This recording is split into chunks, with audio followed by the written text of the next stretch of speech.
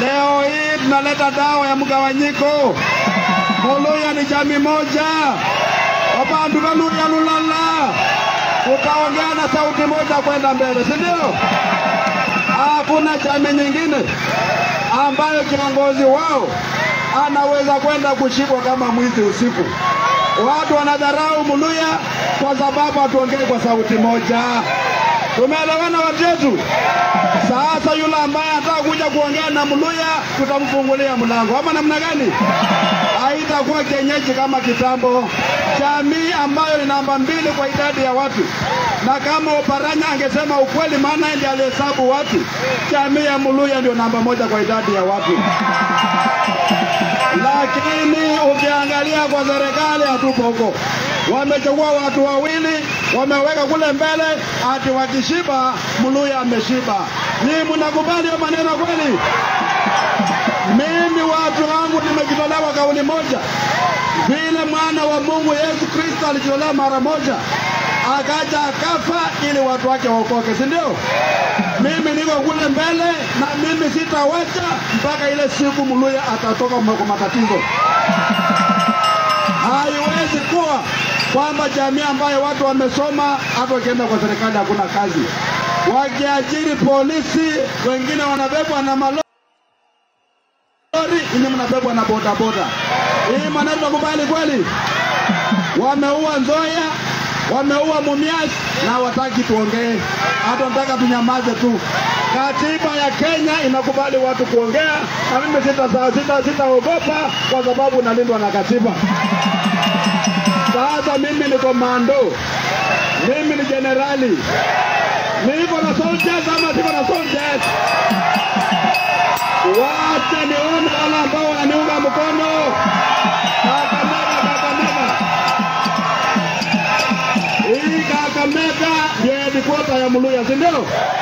Kakamega ikiongea, Vihiga imeongea, Bungoma imeongea, Vihiga imeongea, Kitale imeongea, si ndio?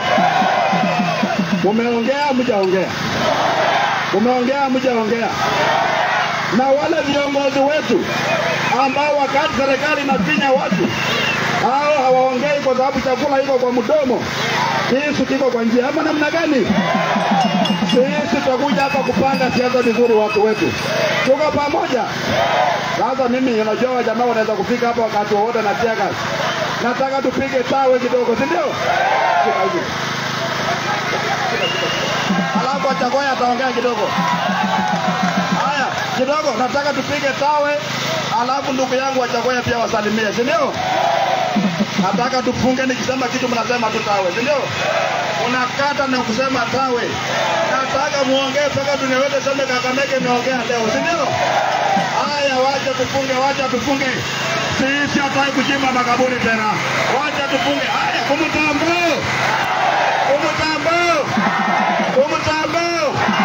Umaskini, njaa, mapendeleo, magonjwa, uongozi duni, kunyanyaswa, kutungia watoto, watchman, haya, shetani, huko chonjo bana.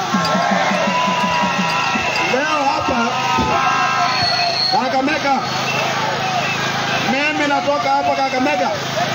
Nikienda nikiongea najua kwamba ile siku watasema natembea huko na watu wangapi, nitatoa idadi yote ya Waluya, si ndio? Alafu tuongee na wanaume wengine, tupange hatima ya taifa la Kenya, si ndio? Mambo ya watu kunyanyazwa tena hatutaki. Wale viongozi ambao nyinyi mnataka ndio tuongea nao, si ndio?